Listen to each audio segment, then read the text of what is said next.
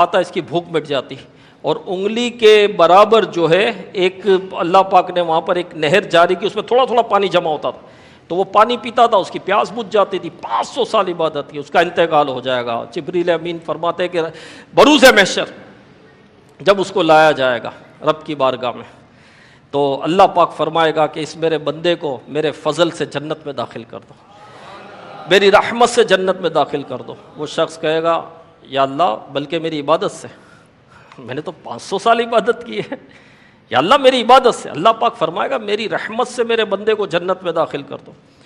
وہ کہے گا یا اللہ بلکہ میری عبادت سے۔ اللہ پاک فرمائے گا ٹھیک ہے، اب عدل ہوگا، انصاف ہوگا، اس کی 500 سال کی عبادت لائی جائے گی اور اس کے بدلے آنکھ کی نعمت رکھی جائے گی، تو آنکھ کی نعمت بھاری ہو جائے گی۔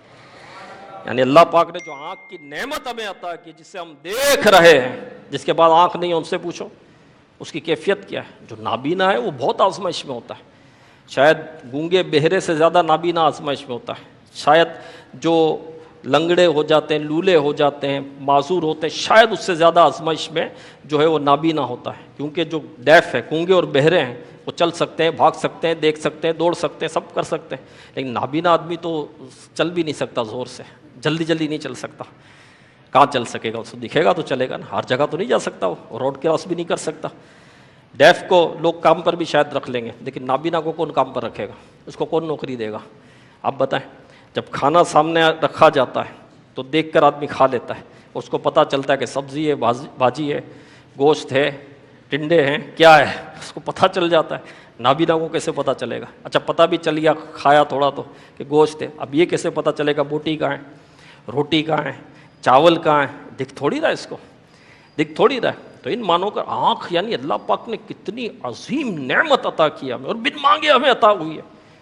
تو 500 سال کی عبادت آنکھ رکھی جائے گی، تو 500 سال کی عبادت پر یہ آنکھ کی نعمت بھاری ہو جائے گی۔ ابھی تو جسمانی بہت ساری نعمتیں باقی ہیں، بہت ساری نعمتیں باقی۔ اللہ پاک فرمائے گا اس کو جہنم میں لے جاؤ، فرشتے اس کو جہنم میں لے جائیں گے۔ وہ شخص چیخ کر کہے گا یا اللہ تیری رحمت سے جنت، یا اللہ تیری رحمت سے جنت۔ اللہ پاک اس بندے کو بلائے گا اور کہے گا کہ ابھی ایک نعمت کا بھی حساب نہیں ہوا، تو چلو اے فرشتوں اس کو جنت میں داخل کر دو۔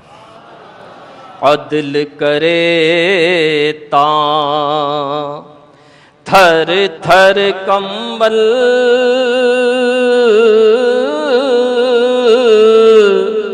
تے اچیاں شاناں والے،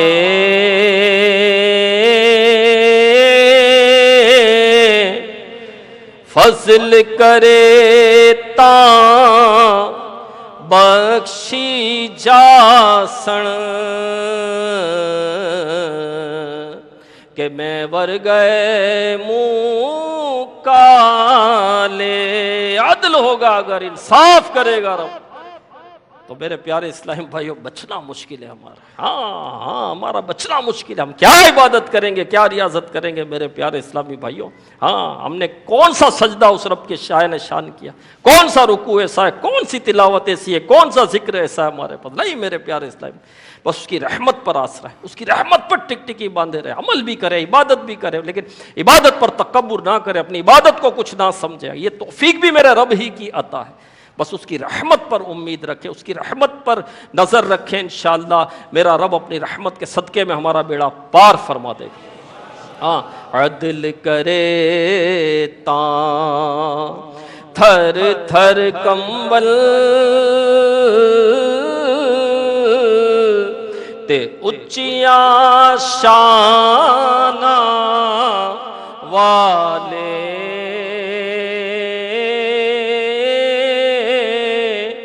فضل کرے تاں بخشی جاسن، کہ میں ور گئے منہ کالے۔ رحمت دا دریا الہی،